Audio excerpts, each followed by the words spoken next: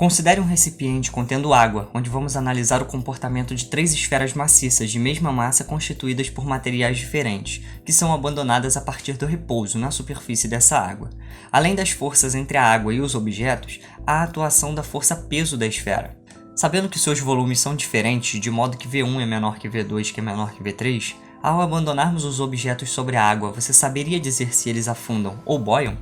Para respondermos essa pergunta, devemos primeiro entender os fenômenos físicos que estão presentes nessa situação. A densidade de um corpo cuja massa é distribuída de forma uniforme no seu volume é definida pela razão entre a massa e o volume do corpo.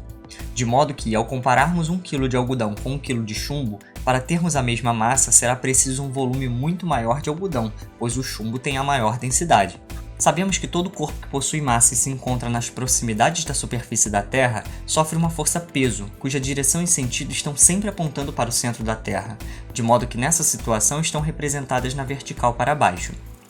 Quando um objeto é imerso em um recipiente abastecido com um determinado fluido, haverá um deslocamento desse fluido e o volume deslocado é igual ao volume imerso. O fluido, por sua vez, como reação à ação sofrida, empurra o objeto para cima. Essa força feita pelo fluido sobre o objeto é chamada de empuxo.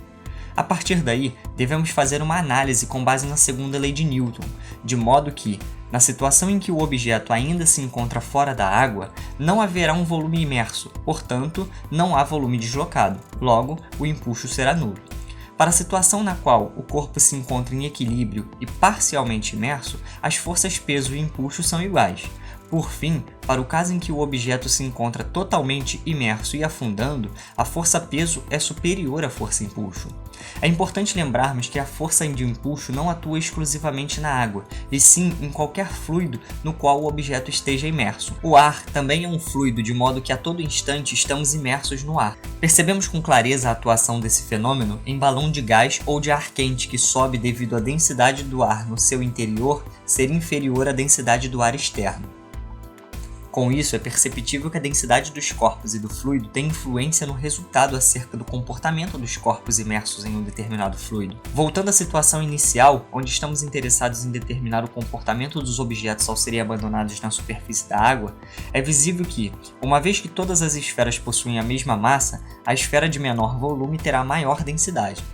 Portanto, com base na análise de forças e nas informações acerca das densidades, temos a seguinte situação para cada um dos corpos. Para a esfera que se encontra boiando, vimos que o volume deslocado é quase nulo.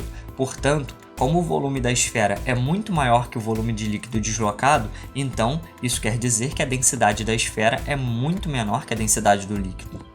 Para a esfera que se encontra com parte do seu volume imerso, vimos que o volume de líquido deslocado é igual ao volume imerso. Portanto, o volume deslocado ainda será menor que o volume da esfera. Isso quer dizer que a densidade da esfera é menor que a densidade do líquido. Por fim, para a esfera que se encontra totalmente imersa e afundando, a densidade da esfera é maior que a densidade do líquido.